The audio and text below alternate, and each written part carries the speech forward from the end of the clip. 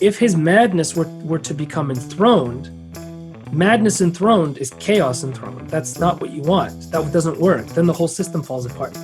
Madness has its place, and it also has its time. And as soon as the problems that cause the madness to appear in the hero or in the saint, as soon as they're fixed, he goes off into the wilderness and doesn't show up anymore. Like, there's no need for him. Yeah. Right? Hello, and welcome to Why Are We Talking About Rabbits? That's the podcast aimed at folks who, like Neo in the Matrix, feel a little bit dislocated in life. I think all of us feel that way. On this show, we talk about heavy things lightly. So we go beyond rhetorical rabbits, quickly reproduce media memes. We get into contemporary culture by looking at things from an old world historical perspective, the world before the Enlightenment.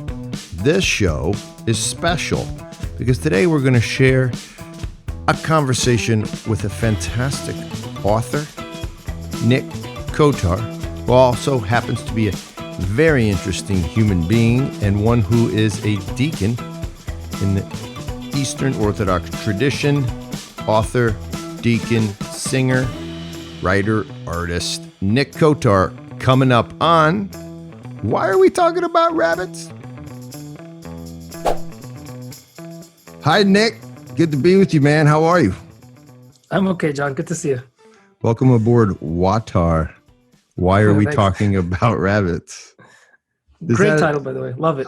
I thank you. Anything with Georgians in the story, man. Anything with Georgians, you immediately win in my book. Okay, can we? That is coming up, by the way, when we talk about Russian heroes. I'm really interested in your take on that whole hero talk, but also as per Georgia, because if anybody's listening, we can get into it, but they're not the same. No, not the same. So let's do this. Let me read your bio, get people up to speed with who we're talking to. And then the Lidometer, did you check your email? Did you get a chance to take it? I did, yeah. Okay, good. All we need is a number. My guys, our producers are like, don't ask them all the questions again. These people are getting sick of that. So, but I need a number and then we'll find out where you sit. So this is Nick. Nick Kotar is, he's a man of many talents. Nick, you got 2 degrees, a BA in Slavic languages and a BTH in theology. First one's from Berkeley.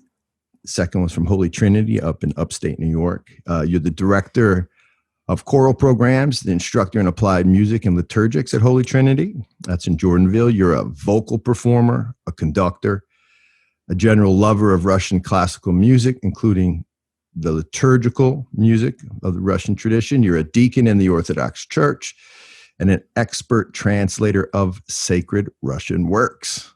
Author of fantasy novels. I'm not done. Including Raven Son, which is really nice. It's a beautiful series of fantasy novels. A blogger and a podcaster. You're on Ancient Faith Radio I think too, right? So, and I think you're an old friend. I'm calling you that since being up at your house, hanging out with my brother up there, and it's a joy to have you, man. How you doing? Thank you, man. It's a pleasure. I'm doing well. It's a strange time to be alive, but I've gotten into the groove, and I think I'm grateful for it, actually. So, do you think it's? I mean, in addition to COVID, the culture is already fundamentally changing. Yeah. Is actually kind of exciting on one level, right? To watch it for me, to watch it shift. It is. I get worried because I feel like I need to be more involved in it, but that's just my personality, and I think one needs equal times. One needs to give equal time to just sitting around and watching it happen too, and not constantly be reacting to every single latest headline. But, because fundamentally, I'm challenged by the changes. I'm 50, and so one of the reasons people are conservative is just because they're old. It's a function of life on one level. My liberality, my progressive side is still in me as a youth, and I think that's a lot of what we do with our work, but it's tough. Let's get into some of that. But before we do, tell us where you grew up, because you're an interesting character as per our talk about old world, new world. Where did you grow up? Yeah, well, I'm sort of poster child for that dichotomy of that, of living in both worlds at the same time. I was born in San Francisco, but that doesn't say anything if you look at it from that surface level, because I didn't even speak English until I was 5. Wow. And the way that works is San Francisco is a big, big community of Russians. And there's actually been 3 waves of Russian immigration starting from the revolution. And San Francisco has borne the brunt of all 3 waves. So the first wave is the ones who left after the revolution, mostly people of noble birth, people with connections to clergy, rich merchants, things like this. The people who were persecuted by the communists initially. And that's where I come from that side. My family was involved in the Civil War. They retreated with the armies over to China. My grandma lived in China. She spoke Chinese. Wow. My mom's older sister spoke Chinese, but by the time that they moved out from there through Australia to San Francisco, that's where my mom was born, was already in San Francisco. Okay. But we were in the community of mostly Russians. We hung out only with Russian people. We went to church in the local Russian church that didn't have any English in the services. And there was always a really big emphasis on making sure that at home we speak Russian. Mm-hmm. And I'm continuing that. My kids speak Russian first too. So, how many kids do you have? 3. And they're speaking Russian at home, and English when they go to school. Well, okay, so the eldest is 6. He's already speaking English, but we're homeschooling him because of a variety of reasons. The most important one being that right now being in schools is not a good idea. Yeah. But the middle girl she speaks Russian, and she speaks fake English. So she makes English noises that don't actually add up to anything. So interesting. That's so interesting. You know why is my brother, who we spoke to in a previous podcast, same for his kids. Only his older kids can speak English, but he's in Greece, man. You live in New York. Yeah. That's amazing. Yeah, they're 4th generation. So, and they're still speaking Russian first. So it's hard, but it's possible if you really want it. So which we do. So I don't want to ask that yet, but there's a really easy question when it comes to this pod and what that does to your worldview and what it does, because language, as you know, is tied up with worldview, and it's an expression of the soul and all of that. But let's come back to that, because we just got to do this. Okay. Just do it with me. We do this lighter-meter test. Go back if you haven't heard it yet on the pod. I think it's episode 5. And basically we give a test to everybody who comes on. And the test is very scientific, and it's an attempt to find out just how new world your thinking is as opposed to your old world. Now, I sent this to MIT. They did tests on it, Nick, and I'm telling you, they're very happy with the specs on this test. Okay, so we're going to find out a lot about you. So we won't go over the questions, but the questions are designed to create a number. The number then is put into the analytical aspect of this machine, and we're going to tell you about yourself. So what was your number? It was 10. 10. Okay. So let's say you had scored a 4, a 5, or a 6, which you didn't. You're quite a bit above that level. We would have called you a shining city dweller on the hill. And that's somebody who kind of, the new world, the modern world's very comfortable for them, right? You trust science because you read it on Reddit, that kind of character. That's not you, Nick. That's not you. If you had scored, I don't spend any time on Reddit. Correct. No, I knew that because of my scientific test. But you did not score a 12, a 13, or a 14. If you had, we would have called you the villager. That's pretty old world. That's where it's in your bones. There's a good chance that you just can't stay at all in a mall. You just combust if you're in a mall for too long. And like places like Algeria and Ethiopia, they just love you, red carpet for you. It's very old, but not as old as you could be. If you had gotten a 15, then you would have been the Charlemagne. And that's full retro. Oh man, I want to be the Charlemagne. That's what I wanted to be. Darn it. No, you're the suburban. So here's your actual. Remember, we got this. It comes from MIT. They would say, I hate suburbia, man. Yeah, I know, me too. By the way, I'm a suburban too. You feel romantic about the old world, but hierarchy is a word that sometimes you'd rather read about in a book. It feels like you should want to obey your elders a lot more than you actually do. The individual is not more important than the group in your world, and mine, by the way, except sometimes you feel a lot more important than a lot of the dumb groups you have to associate with. So this is getting uncomfortable, John. It's supposed to. It's a way to lighten us up before we talk about heavy things lightly, hopefully. Yeah. So that's where we are. Thanks for playing the Suburban. No problem. The Suburban. I'm sorry. I'm disappointed in myself, man. Yeah, it's too low, man. Too low for you. By the way, it's also science. All right. Yeah. Let's talk. Just tell us about the Raven Sun series before we get into my first question. What are you trying to do with those books? And do you, as you write them and conceive them, and as you've gone through them and to tell this beautiful story, is it old world to you? Is it pre-enlightenment stuff you're trying to teach us about? Or are you trying not to teach? Are you just trying to sort of live, feel, and just turn words into artistry that gives people a real sense of beauty? Overall, what are you doing with those books? Yeah, a lot of questions there, John. I'm sorry. Bad interview. That's okay. Right? No, it's good. It gives me a big road down which to travel. Well, it's funny that you should mention the old world, because it started out initially as a way for me to make sense of a pilgrimage that I took to Jerusalem.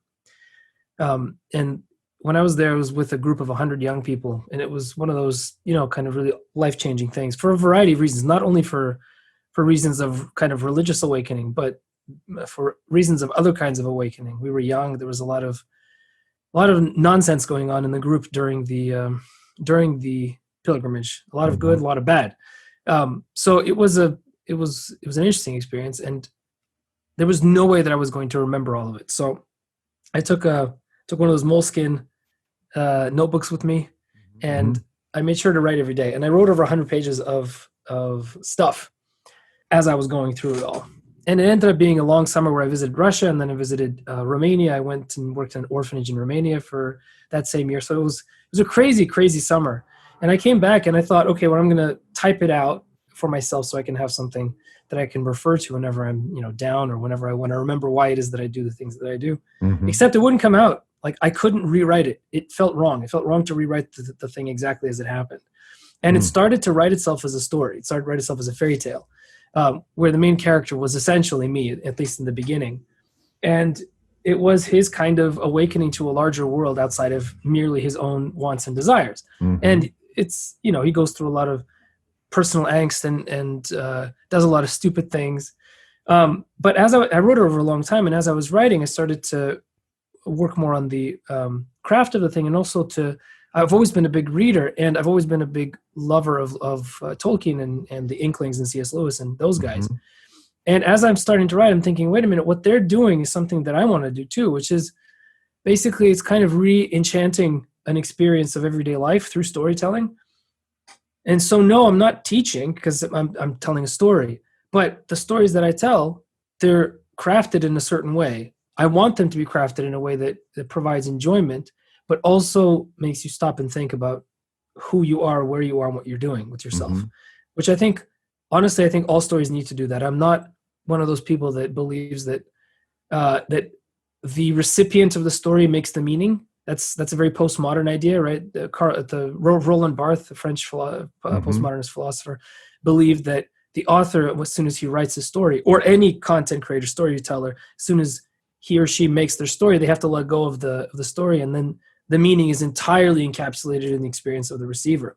I don't think that's true.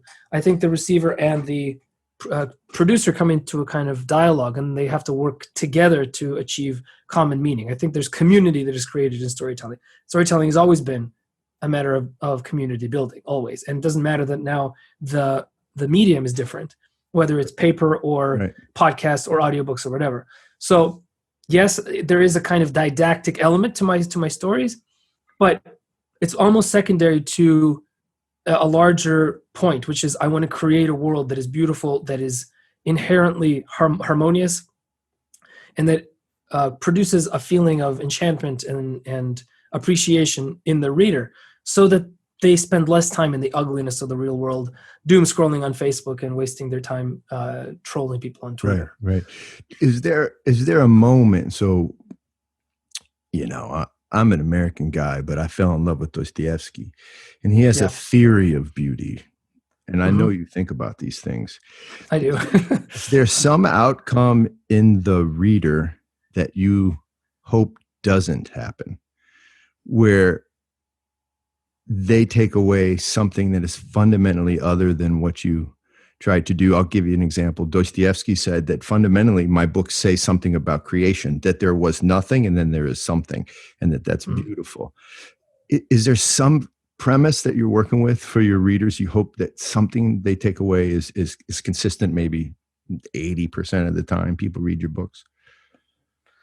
I think what I would not like them to come away with is a sense that I am the hero in my own journey, and my journey is dependent on what I choose to do with it.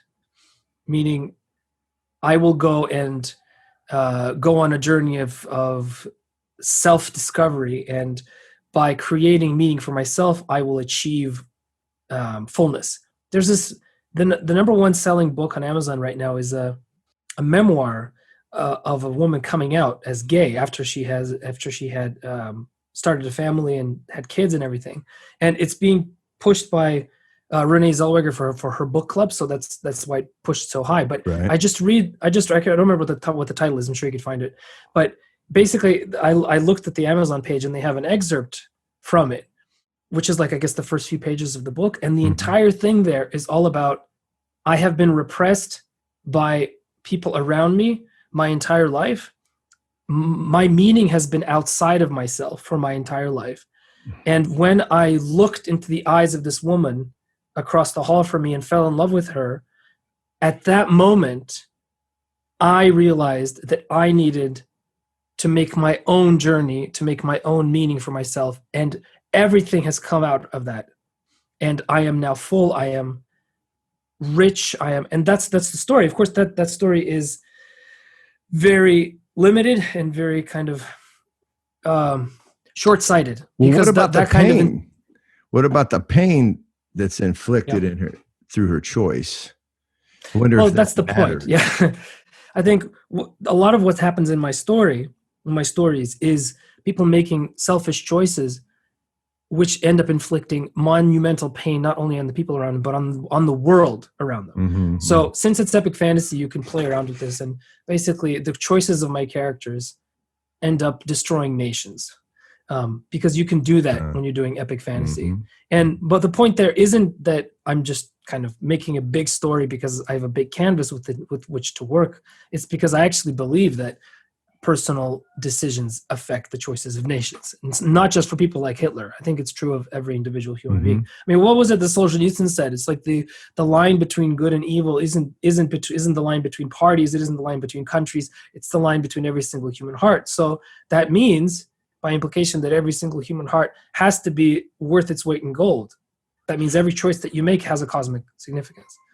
Well, I think in popular lore, this is the butterfly effect in some way, that it does matter. It fundamentally does matter. And it also, by the way, tie this in if you can, because you're also a deacon in the Orthodox Church. There's an original sin concept here that's different than the perhaps the rational, more Western understanding of the Catholic Church. But there is sort of a fluttering of sin that goes along with each decision we make, that's pushed out into the world. I wonder, do you see a connection between that woman's story and the way that it will actually turn out to be repercussion in all the people's lives around her? Is that what original sin? Is that what sin is? Is that what's happening? Yeah, maybe. There's certainly an aspect of that, and I think what you're hitting at here is important, and it's something that you find in all of the fairy tales. It's the essential distinction between selfness and selflessness. And fairy tales are great because what they do is that they distill really complicated life problems into really simple choices for characters in very stripped down circumstances. So today I was working on one of the episodes for my upcoming new podcast where I'm retelling Russian fairy tales. And in very obvious ways, this main character, who's a young girl, flaunts her riches in very obvious ways, only to make a point and to kind of make fun of everybody around her. And it seems to be innocent and seems to have no problems. But the impetus for that is she wants to she's the youngest child. She's constantly being laughed at. So she wants to put one up on everybody. Mm-hmm. She wants to have a moment of self-empowerment, all right, in every way. And because of that, she loses everything. And so very clearly understanding that was the reason why she did it, even though that's not spoken in the story, but it's implied, she puts on a pair of steel shoes, metal shoes. She puts on a metal cap. She grabs a metal staff and takes 3 metal loaves of bread, which are her only food, through this journey that she then takes. And she can only find what she is seeking after she wears out all 3 pairs of metal shoes, which is a great image for taking on hardship on oneself, embracing discomfort for the sake of other, not for the sake of self. So, okay, this is great, because one of the things I definitely want to talk about. So as a Russian American and a writer and a worshiper in the Orthodox tradition, can you identify for us and help us with this? First of all, there's 2 questions in this, and you can already tell that I do ask too many questions. So I don't want to lose track, though. Let's start with the first one, which is there a character, is there a flavor to the Russian story / hero? Because you've actually written a book on this, right? Heroes for All Time. Yeah. Mm-hmm. That is, we don't have to say fundamentally, but it's definitely different than say the Western American narrative about heroes and about stories. Can you feel it? Is it real? And I guess the second one is does that make Russia old world, or is it a hybrid? What is Russia in the old world, new world conception to you? And then second, does that make their stories fundamentally different? Oh, totally. Those stories are fundamentally different. And I think that there are different heroes in the Russian tradition. So my answer is necessarily going to be limiting, but I think to make the point that you're trying to get me to make, I think the quintessential and most wildly different hero with reference to the Western heroic model is the Fool. And Ivan the Fool is a central heroic character in many of the Russian fairy tales. And the Fool Saint, the Fool for Christ, is a central heroic figure in hagiographic literature, in the literature of the lives of the saints, from the very beginning of Russia's acceptance of Christianity. And there's always been a lot of power that character has had, precisely because he inverts all of the established hierarchical structures, not because hierarchy is bad, but because hierarchy has stopped being hierarchy. Right. So he begins to do things like, there's famous lives of saints from like the 16th century where you have one of these fools for Christ who shows up in a recent novel by Evgeny Vodolaskin called Loris, which you can find. I was just by the way, I love this book. Love. It's a really, really good book. Great. But there's a story there about how, the pugilist, the holy fools, that's funny enough, where you have territorial fool saints who start fighting each other while walking on water. Literally walking on water and boxing each other. Yeah. And they're saints. And they're holy fools. They're saints. Yes, because you have to make sure the harmony of the world is preserved. And if you walk across, a invisible line that nobody's really determined, and you've broken the harmony, you've caused chaos to flow in, and you can't have that. But things like fantastic. He'll walk by the house of a known sinner, and he'll walk right past it and not do anything to it. And then you walk by the house of a well-known virtuous person and start throwing rocks at it, right? And people are like, "Why are you throwing rocks at the virtuous person's house and ignoring the sinner's house?" It's like, hello, in the sinner's house, the demons are inside, duh. Yeah. And the virtuous person, they're outside trying to get in. So I'm helping him out. I'm getting rid of the demons, man. Great. That's great. I think of Saint Xenia of Petersburg, whose husband treats her like hell her whole life. He dies, and then she wears his clothes, sells all of her possessions, and tries to save his life by actually begging on his behalf in his clothes, which were the same clothes he wore to beat her. This is all upside down, right? Yeah, totally. Yeah. But heroic. Oh, are you kidding? But it's selfless heroism. It's selfless. Right. It's the heroism of putting down your own personal desire. And the thing is, I've been thinking about this a lot, because I think what COVID is doing on some level is uncovering the real weakness of the standard narratives about our world. Because you have to be really bought into the narrative to think that the traditional heroes who are supposed to save us, the scientists, have any knowledge about what's going on. I mean, all I'm doing is reading headlines, and they're contradicting each other and themselves every 5 seconds and getting mad at everybody for bringing it up to them. And on the other hand, it's because all those people, what are they focused on? They're focused on, I need to save my life. I need to avoid my pain. And everybody's miserable. Everybody's doing that, and everybody's really miserable right now. We're going to have, it's only the beginning of the major mental health fallout that we're going to have because of all this. Right. Well, if we're looking at some of the other really interesting neurobiological literature that talks about how embracing discomfort, looking outside of your own personal needs, kind of doing things that are hard and painful on purpose, does incredible things to your body, does really good things to your brain, and just underscores the fact that, and this is, they're coming at this from a secular point of view, which is really interesting. And yet all they're doing is underlining the essential reality that these heroes that I write about are living. And that is, every time I have a thought for myself, that is reason enough to cut it off and do something opposite. Right. Every time I feel like I am entitled, I need to do this thing. No, I need to do the opposite exactly because I want to do it, which is crazy. So the classic American hero story is the person who struggles, sees what he wants or she wants, goes for it, gets it, and then the movie, or the book ends with them having what they wanted, having gotten it for, quote, themselves. Yeah. This is rare in Russian. Self-starters. Yeah, this is not a narrative of the hero in Russia. No, it doesn't happen. And it's a function of Russia's history. Russia is a history. Russia's history is dominated by very strong hierarchical structures.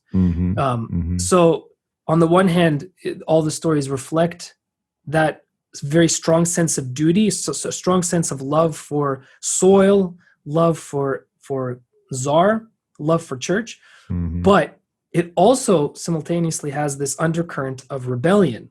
But that rebellion is not the American kind of self-starter rebellion. It's not the Revolutionary War kind of rebellion. It's not George Washington rebellion. It's a rebellion against the hierarchies and the existing structures when they've stopped doing what they're supposed to, when they've stopped being hierarchical, when they've when they've stopped doing enacting the order of the cosmos on Earth. Wow. And so then you have the fools coming out and completely upending everything. And in a lot of those fairy tales, the fool becomes the king, but at the end, and the king dies, or the king ends up doing something really stupid and killing himself by accident or something like that, or he gets kicked out by the people or stuff like this. It makes me think of Ostrov, the movie The Island, which I showed to my class of very American 18-year-olds for a number of years. It was fascinating watching the cognitive dissonance there, but it was really amazing because they kept trying to figure out why I was so happy with the fool, because he was quite mean. But it makes me think of him because if you watch that film, you've seen it, and folks out there, you should really see this film. It's first of all, it's just beautiful on any level. It's also really informative about Russian asceticism and Russia, I think. But do you notice that everyone sort of knows he should be in charge, the fool? Everybody sort of knows it. Including the man in charge, especially the man in charge. Exactly. But the fool will not be in charge. He refuses. Never. Because then all of his power, well, not power, that's the wrong word, but his purpose is now, defeated. And and he might not think of it that way, but that's essentially the reality, right? I mean, he's thinking about, I need to avoid any situation in which I become drunk with power and lose my unique road to salvation, which is complete and utter self-denial, even to a comic extent or even to an extreme extent. But effectively, that's what happens, because as soon as he would accept the mantle of the abbot, as soon as he would become in charge, if his madness were to become enthroned, madness enthroned is chaos enthroned. That's not what you want. That doesn't work. Then the whole system falls apart. Madness has its place. It also has its time. And as soon as the problems that cause the madness to appear in the hero or in the saint, as soon as they're fixed, he goes off into the wilderness and he doesn't show up anymore. Like there's no need for him. Yeah. Right. But you could even hear my New World rational linear thought, which was that he was doing it for a purpose for step A to step B to step C. Yeah. But actually, he wasn't thinking about it. Yeah. Yeah. That was a side effect. Yeah, that's right. And I think that's the way even me for sure watching it the first time. Because remember, I'm an Orthodox convert.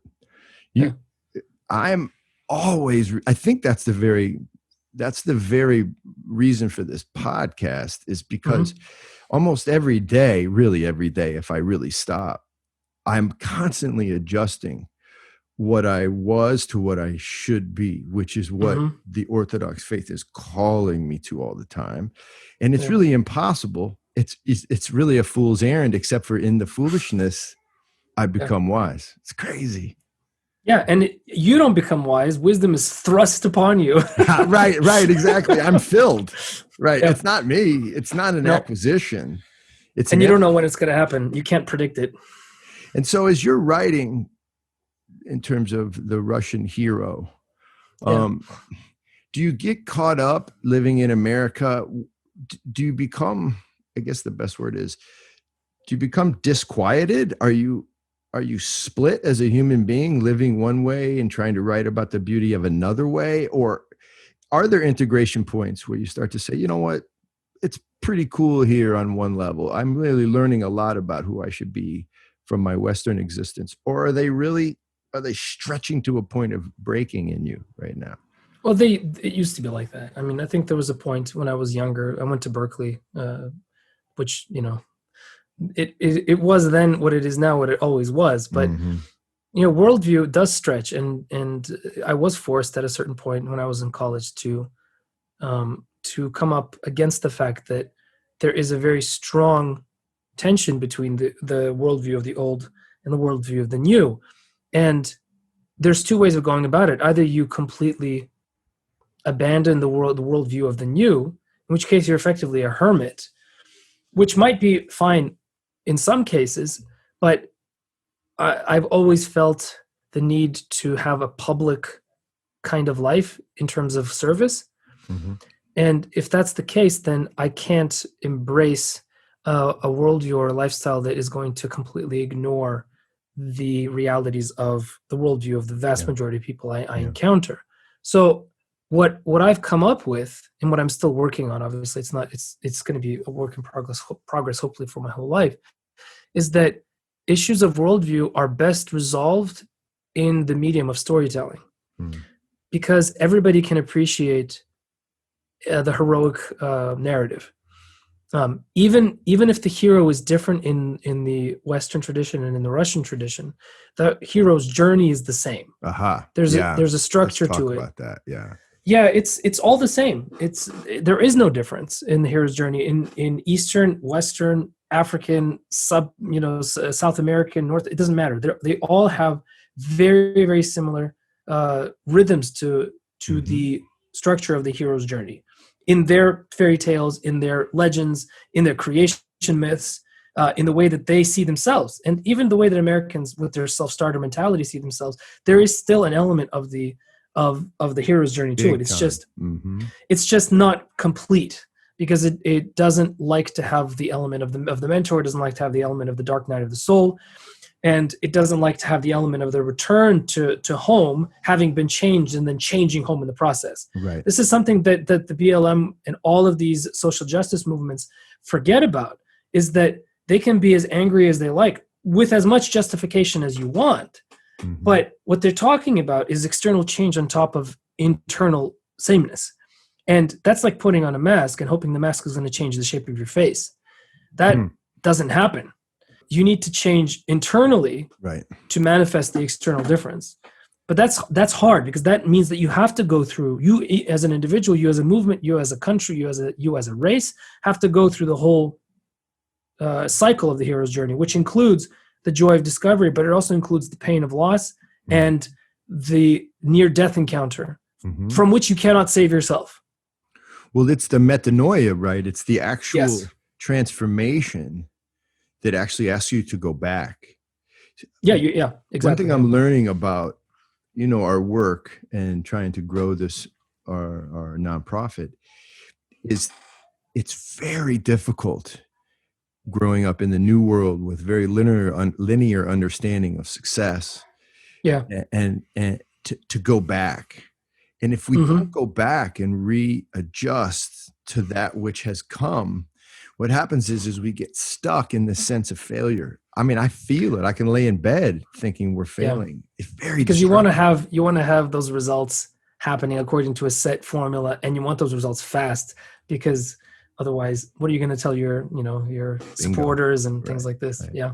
But imagine if you were, and I'm two of my experiences that really changed me a lot was a long stay in Georgia, 1.5 years, where I think I learned how to be a man, and then living in Ethiopia. I mean, the things that we can talk about, and then also in Ethiopia, it's dipped in ancient Christianity. And in both cases, the sense of progress and what progress was is really fundamentally different.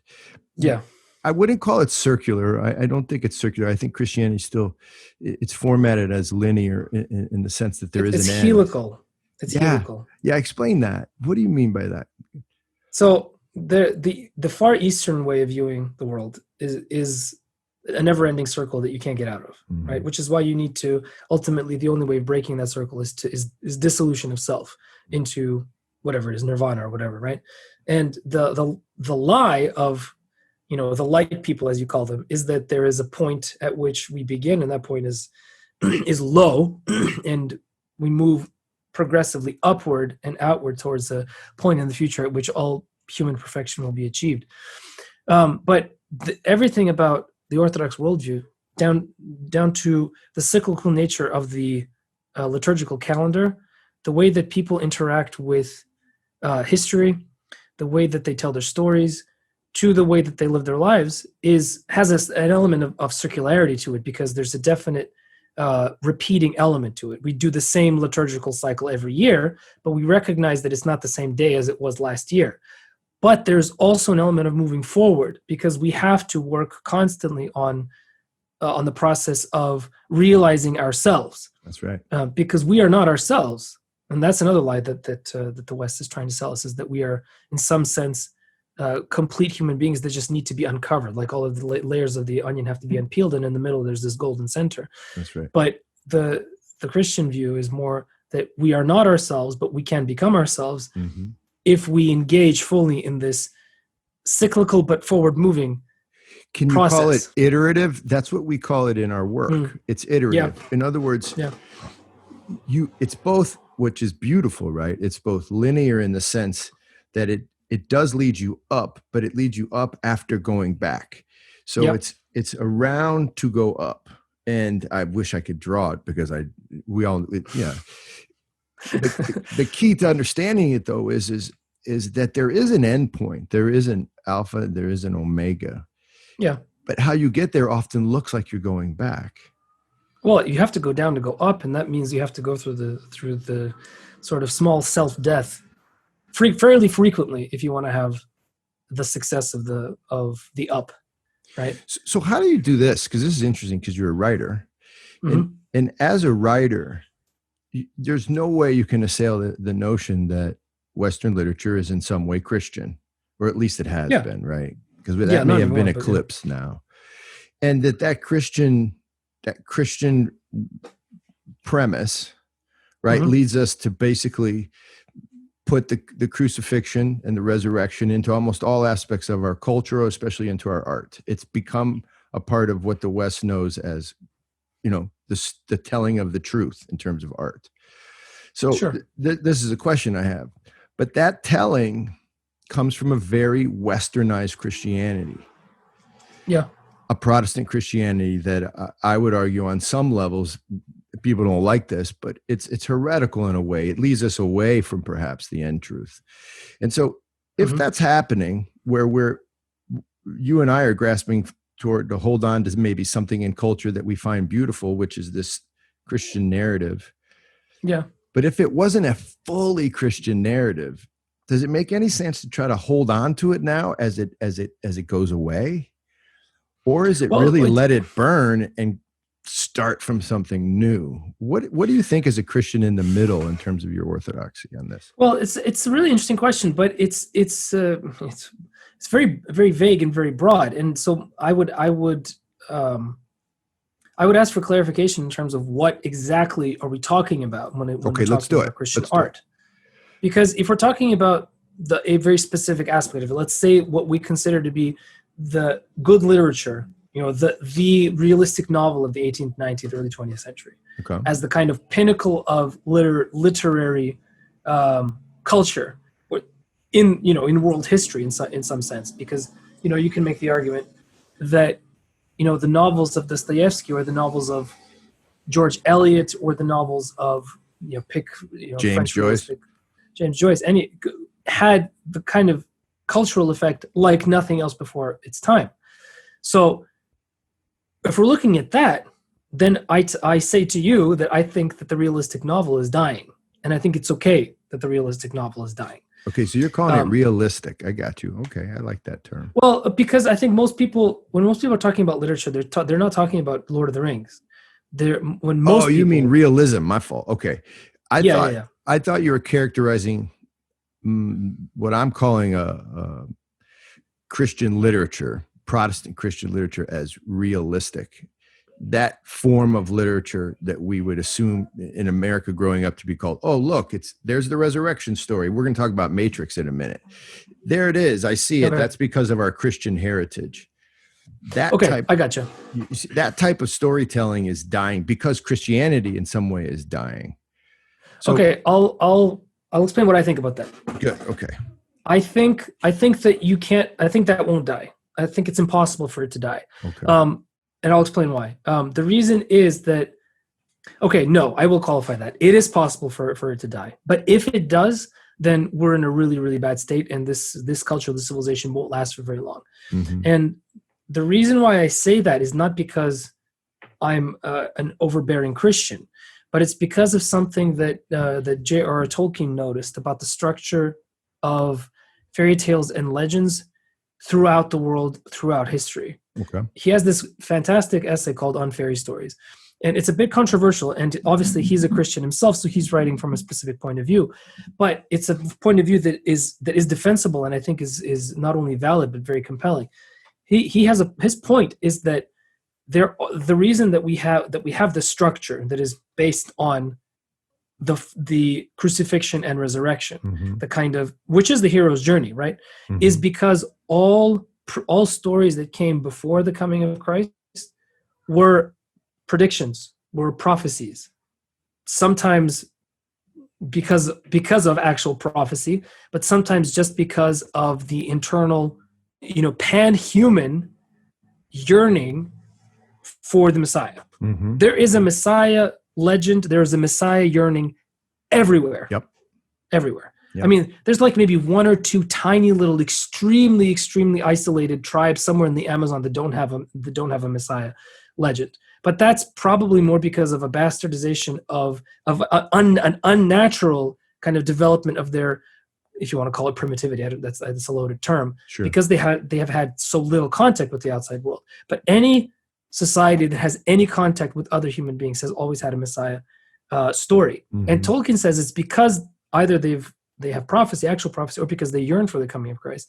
And then every single story that reflects that same gospel structure of the life of Christ after the coming of Christ is a reminder of that life. And he goes so far as to say that what happened was that the story of Christ, as in the fairy tale of Christ, shall we say, became history, thereby making valid the fairy tale legendary structure and kind of making it not sanctified, but giving it its actual point of reference and its point of meaning. Mm-hmm. So that every single story that reflects that same structure is going to be a better story and is going to be more successful and more resonant for more people than the stories that willfully invert that structure or try to break it down. And what we're seeing right now is that there's a lot of inversion stuff that's going on in literature, in movies, in everything is about breaking down the structures, breaking down the traditional storytelling. And that has been going on for about 20, 30 years. And already people are getting sick of it already. So it hasn't even been going on for very long. So this applies to the story, The Matrix. The makers of that film, the Wachowski sisters now, they were brothers. Yeah. They've said recently, I think it was just a month ago, that story is about transgenderism. It's about becoming fully the other, becoming resurrected as a man or as a woman in their case. Right. So because we use that story all the time, because we're often talking to young men and young women who are like, what's going on with my life?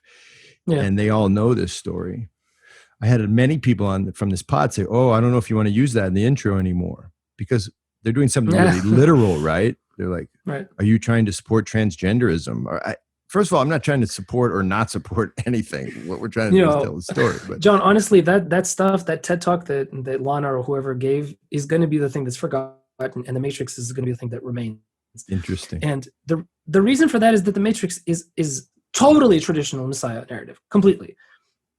Except they didn't bring it to its conclusion. So you can only look at the Matrix as two things, as the Matrix #1, and then the other two movies as something else. Yeah, and I think if we're talking, obviously they were going through some really difficult stuff themselves. The directors were, as they were making this thing, because they lost the handle of their narrative in movies 2 and 3. I think everybody agrees that movies 2 and 3 are nowhere near as good as movie 1. Everybody agrees. Everybody. And why? It's because movie 1 is so clearly following the traditional heroic journey. I mean, it's very clearly that. It's very clear. And it works on its own as a standalone movie. You don't need to watch movies 2 and 3. It's a completely self-contained story. Are we arrogant fellas sitting here? Yes, because we're definitely arrogant. Okay, all right, guilty. But I can just hear some of my friends saying, so let me just get this straight. It just happens that the story that you believe to be true is also the story for all of human nature. I mean, all of humankind. Yeah. That worked out well for you. It did. It did, though, right? It did. Nicholas Kotar, everybody. No, come on. Yeah, it sounds arrogant, but what I'm talking about isn't my story is better than yours. Right. What I'm talking about is, let's be honest about what it means to be human. Let's be honest. It doesn't matter what our political affiliation is, doesn't matter what our philosophical affiliations are. Let's just be honest about our basic desires and wants for our lives. And let's just be honest about what are the things that make us happy and what are the things that give us meaning and what are the things that stay with us. All of those things reflect self-sacrifice, overcoming problems of selfhood versus otherhood, and overcoming great odds with the help of some force outside of yourself that is not dependent on you. Right. This is a universal aspect of life, of storytelling. It's not by accident that Christ embodies it. Christ embodied it because that is what it means to be human. And what the Orthodox believe, what doesn't come through in the theology of Western Christianity, is that Christ recapitulated all of human experience on purpose, not by accident.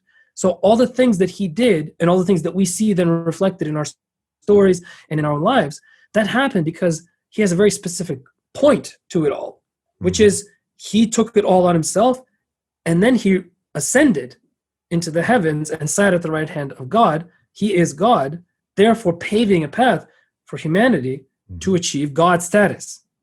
So yeah, all that stuff about the Noah Yuval Harari and Homo Deus and like making a superhuman intelligence inside a silicon body, it's the same thing. They all want, I know, but they all want godhood. And why do they want godhood? Because that's part of human nature, and it's only proven by the life of Christ.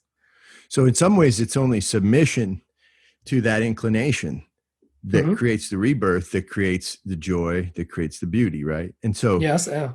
And in that sense, I think that's our theory of art. In some ways, is you have to there. So now let's get into that for a second, because this gets pretty interesting in terms of our days right now. Okay. Yeah. I went to a BLM march. I went with my kids. Now, remember, I'm married to a woman from New York City, a Black woman, and my kids are mixed. And we went. And you know why I went? Because the guy got killed in what seemed like a pretty, shall we say, unequal manner. There was something not right about it. Yeah, hierarchy gone amok. It was hierarchy gone amok. And I saw who were there. It was very interesting because it was in Greenville, South Carolina. And you know what happened is there were all these prayer groups in advance. And then the leaders came out and they weren't exactly praying. They were mostly yelling and cursing. But what happened is they led us and we all went. And there was a degree of unity in it. But my wife and I both came home and we both said the exact same thing. But what now? Like, what is illumination and deification in the new world's philosophical sort of quest? What are they trying to birth?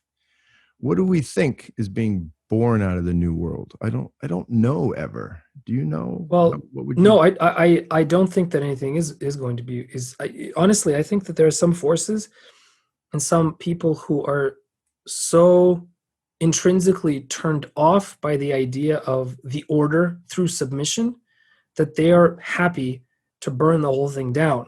I'm not necessarily saying that BLM is that, but I am thinking of somebody like Bazarov in Fathers and Sons by Turgenev, or the the very prophetic, scarily prophetic novel by Dostoevsky, The Possessed, which shows the revolutionary spirit and its natural consequences.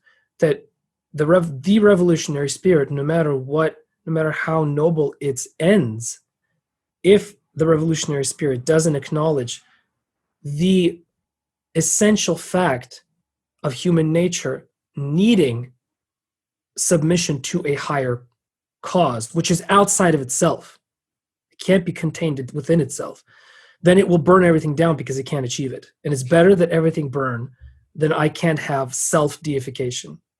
So as a divine stand-in, you're not convinced about equality as being the thing we can all work toward that's outside of ourselves? Look, I'm going to answer that question in a roundabout way. Okay. Because I want to bring your attention to the fact that the response of so many people to the racial injustice has been digital blackface. Have you seen this? Yeah, I have.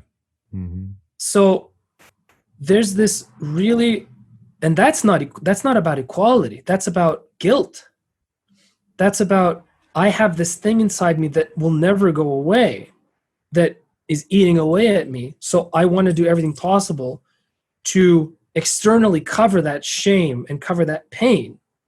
But equality can only come through the faith that says there is neither Greek nor Jew. Yeah. Because how else are you going to have it? Because this world is it's rigged. The world is rigged, and human nature is rigged against us. And you talked about original sin, and I think if we could get back to that point, in my understanding as storyteller, original sin is the inevitable tendency for human beings when left to their own devices to make the wrong choice. Yeah. And that choice not only rebounding on themselves, but rebounding on everyone else around them. So unless you submit yourself willingly to an impartial and objective ideal, and that ideal by definition has to be divine, otherwise it's going to be fallible just like you are, then you're not going to succeed. And this is why so many social justice warriors actually believe in the fundamental goodness of human nature, contrary to everything that they see around them all the time. So many of them, if you push them against the wall and ask them, what do you think? They'll think, I think humans are essentially good. And all you need to do is give the proper arrangement around them, utopia, and then they'll all start acting right. But we have the 20th century to prove the exact opposite. A century of unimaginable bloodshed, unimaginable hatred. Let me push you though. Let me push you. So we come back, we go and we work and we see these traditional cultures, and Russia's sort of in the middle. Russia has it's trying to figure its way out. Yeah. And one of the things that's really evident is there's a hierarchical, there's a hierarchy that exists that is oppressive. I don't know that any pre-Enlightenment society avoided that fate. And so I think some people would argue, I'll just pretend. I'm not pretending, actually. A lot of me is a new world in the way that I think.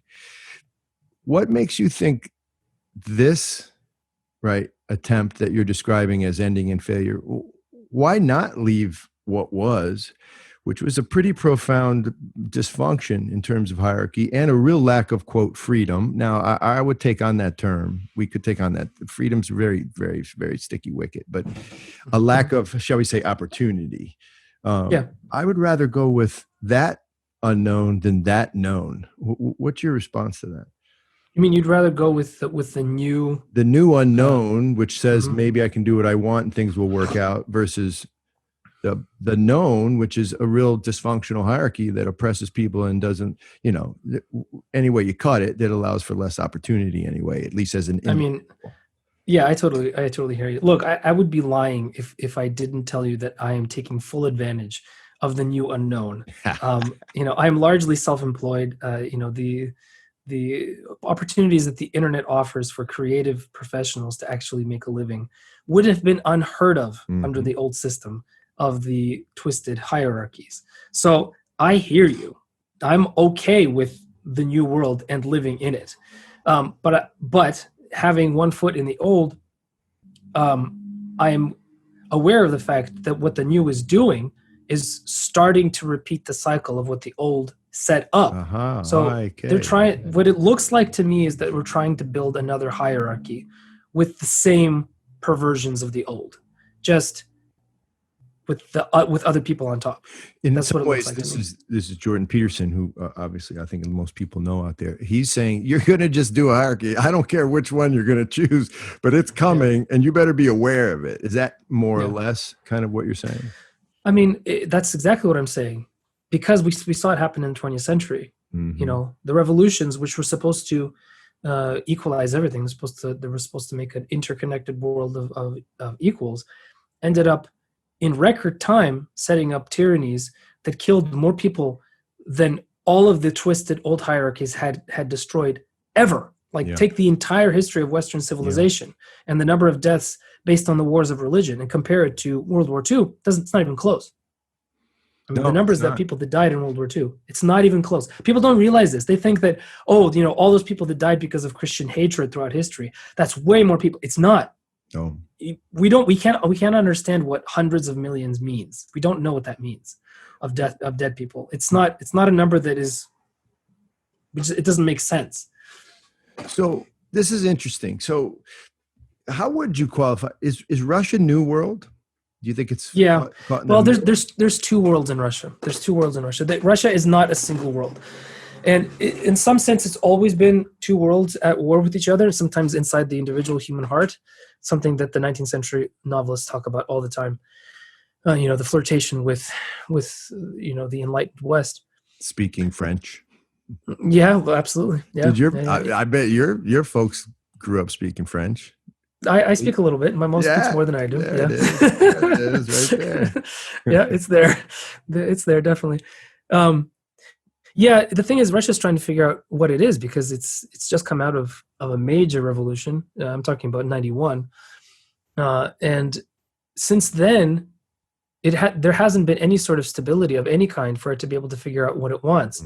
And unfortunately, what happened, and I'll go on record with this, even though it might not be particularly good for me as a cleric of the church, but I don't think that the church did the wisest thing by allying itself with the government so tightly at the very beginning when they were coming out of communism.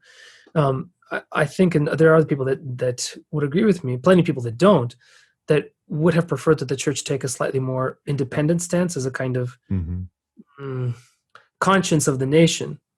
because what unfortunately has happened is as the regime in Russia has gotten more, what word shall we use, unpredictable, the educated elites among the millennials feel no allegiance whatsoever to the old order, and all they have is what they see in front of them, and they see a church that is basically brushing under the rug many of the inconsistencies that are happening on the societal and political level, and they cry hypocrisy. And so that's what happened here. That's what happened here with the big Protestant denominations. It did, yeah. It very much. It happened in Greece too, and it seems to be the sort of story of the 20th century in a lot of ways. The problem is that the church seems not to have understood and not to have gotten it. And there is a reaction even in the church to suggest that, okay, well, maybe we should do the opposite and be friendly with the world and kind of be in the world and adopt all of the habits of the world, and maybe that thereby we might that's not the answer. No. Nick. How about, this reminds me of St. John Kronstadt. Didn't you translate a book and publish a book? Was that your book, My Life in Christ? I didn't quite translate. Okay, well, there is a translation. There exists a translation in English that is unreadable, effectively, and I was hired to fix the translation. Got it. So I'm not officially listed as the translator. I'm listed as an editor, but it was a big job, and effectively it was a retranslation. I wasn't starting from scratch. I was fixing the existing one, but it needed a lot of work. Well, when you made it more readable and it was published and I read it, I couldn't stay in that space, man, because that book's so convicting. I mean, Lord have mercy. It hurts. Incredible how much that book hurt me. I had to set it down and say, no, I'm just going down here to Publix to pick up some soda. Like I couldn't, but he says, I'm pretty sure it's in that book, or at least he's known to have said that some of what happened to the people of Russia through the Bolshevik revolution was because they had fallen away. He was like, sorry, there's blood coming. And part of it is because we've brought it through our falling away of faith, which I think speaks to what you're saying. We hope it's not happening again, but I guess humans will do things again, won't they? Yeah, you just hope for the cycles to take a little bit of time in between them. And if we go through another cycle of the 20th century in the 21st, that'll almost be unfair because we just got out of it. You'd think our historical memory would be fresh enough that we wouldn't, immediately repeat the mistakes of our parents. But the rhetoric of revolution is always very enticing, especially if your life is empty. And the problem now is that we've embraced, a distracted life because of our gadgets, because of our addictions to Facebook and things like this so completely that we don't even know that our lives are terrible and that we hate them. All we can recognize is the very, very strong reactions that we have to external forces that push us here and there. Right. And that's a really dangerous place to be in. It's a very dangerous place to be in. Well, we'll wind down. I do want to say this.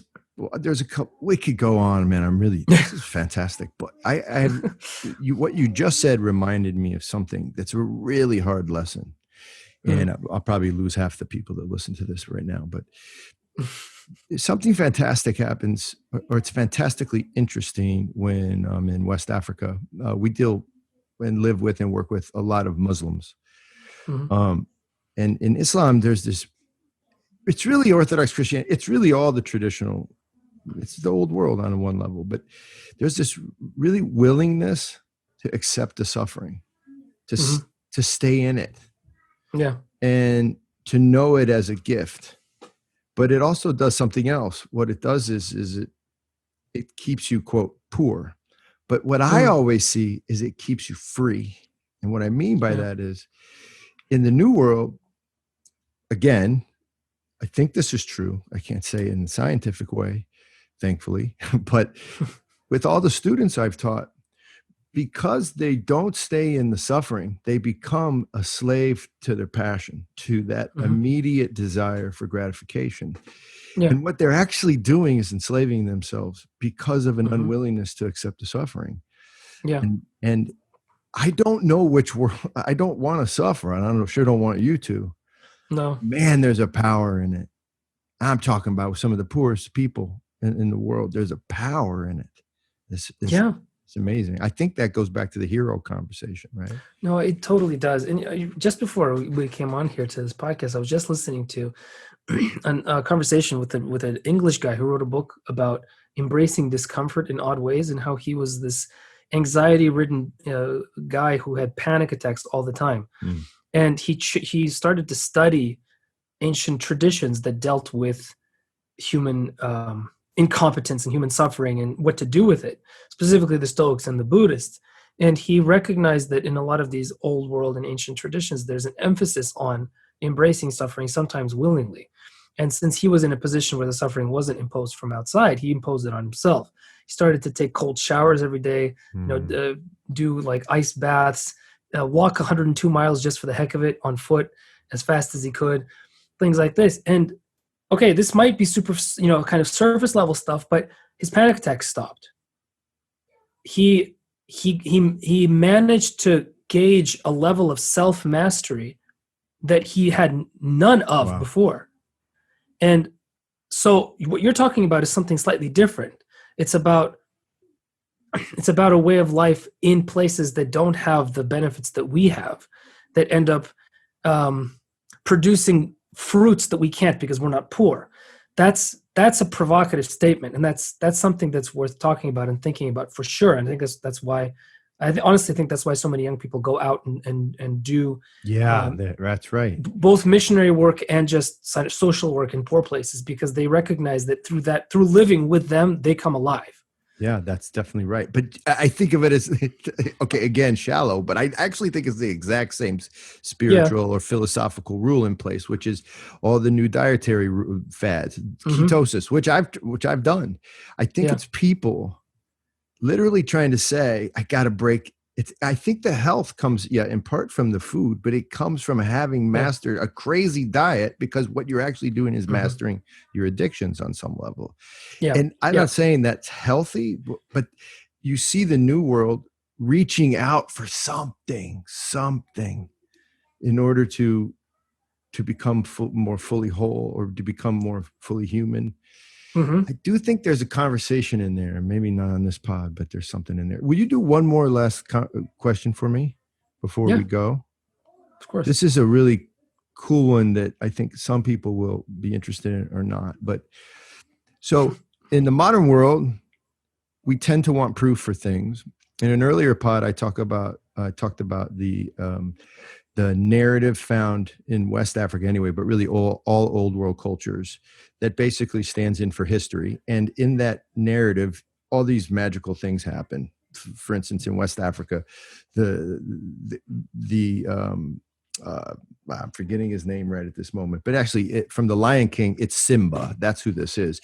He does these incredible things, like he knocks down whole mountains with a spear, yada, yada. Yeah. In our tradition, in the Orthodox East, you have hagiography, which we know to have happened. Yeah. What do you say to that as a writer and a real knowledgeable guy about hagiography and Russian fairy tales? What's true? What should we think of as true? What should we not worry about when it comes to hagiography or stories told about the past that don't feel real? How should we get a handle on those stories when they come to us and they're told to us to be real and true? Yeah, it's interesting. I think a lot of people don't even think about the possibility that miraculous, the stories of the miraculous can be true. And so they immediately assume it's something that is made up for a reason of domination of other. And so they immediately kind of put it into a specific box and set it aside as not for me. There's a wonderful 20th century philosopher named Hans-Georg Gadamer, who writes about this as a kind of disease of modernity, and he expresses it in this way. It's like most people when they relate to history, or the way that people in the past viewed their history, not the way we view history, but the way people in the past viewed both their present and their history. When we're looking at them and by reading old books or by reading hagiographies or encountering texts from a different worldview, we don't have a conversation with them, meaning we don't accept them at face value. We don't think that what they have to tell us has any value whatsoever.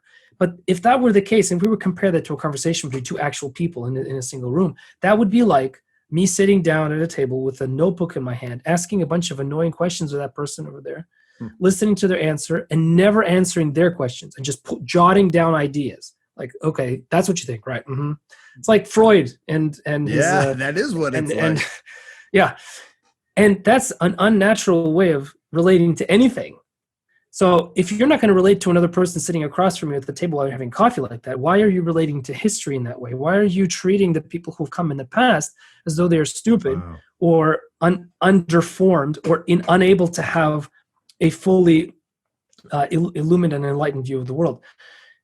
Why not have the mind experiment, the kind of thought experiment of accepting what they have to say as potentially true and just being in that space for a little bit? Yeah. Just read it and accept it that this is what they thought was true, and just be there for a while. Because what we forget is that other people in times past thought differently than we do. Yeah. And they were not stupider than we were. They were not less human than we were. That's not the case. It's simply not the case. They didn't live less than we did. They weren't shorter than we were. All that stuff, most of that stuff is nonsense. That's 20th century revisionism. People did not live fewer years than we did in the Middle Ages. This is really important. They didn't. No, they really didn't. No, it's just if you take them, yes, they died, and there was the plague. So if you take all of them together and take the average lifespan, it ends up shortening a lot, because a lot of people died during the plague and because infant mortality was higher. Yes, thank you. But they'd lived just as long as we did, no problems. So that's what I would say to that. Like, how does it hurt you to have that conversation, even if you don't necessarily believe that person on the other side of the table? Just be in that conversation for a while and see what it does to you. Yeah, there's no doubt that's what happened. I mean, I can recall all the times in West Africa and still today with the other guys who are there now. As soon as the story starts from the griot, you're thinking, as soon as you make that face and you think something's off, you're not bathed in it. You're not able to actually participate in the story, and what you end up doing is killing it, right? Yeah. You think of like dissection. You know, even in the dead body, there's a whole reality. There's a whole, I don't say a living reality, but there's a living spiritual reality even in the dead body. You got to watch out what you're doing there. So that's interesting. That's interesting. Well, maybe we want to do it again, because I promised the guys I wouldn't go over an hour, and I did. Anytime, John. This is fun. I enjoy talking to you. Tell folks, if there's one thing you want them to go and take a peek at right now in terms of your many artistic endeavors, and I'll put this in the pod notes too. What are you thinking right now? What's coming out? Well, go to my website, nicholaskotar.com. That's the hub for everything that I'm doing. There's a bunch of stuff coming out over the next 2 months, including a new podcast. But all of that is centered on my website, so you can find all of it there. Okay, super. I appreciate it. Maybe off air we'll talk about, I wrote 3 Souls some time ago, but I'm putting it out again. And I'm getting that same, I want to hear how you deal with this. I'm getting that same deep sense of not being able to live up to the words. In other words, insecurity. Super interesting. As I go buy my book, I'm like, or not. There's other things to do. You can watch Netflix. That's good too. I have no idea why this happens to me with when I write. But so good talking to you, brother. It's normal. It's normal. It's normal. Thanks so much for coming on, and Absolutely. I'll talk to you, man. God bless. Okay. Bye-bye. Wow. Lots happening there. Thank you, Nick Shenis Gagi Marjos.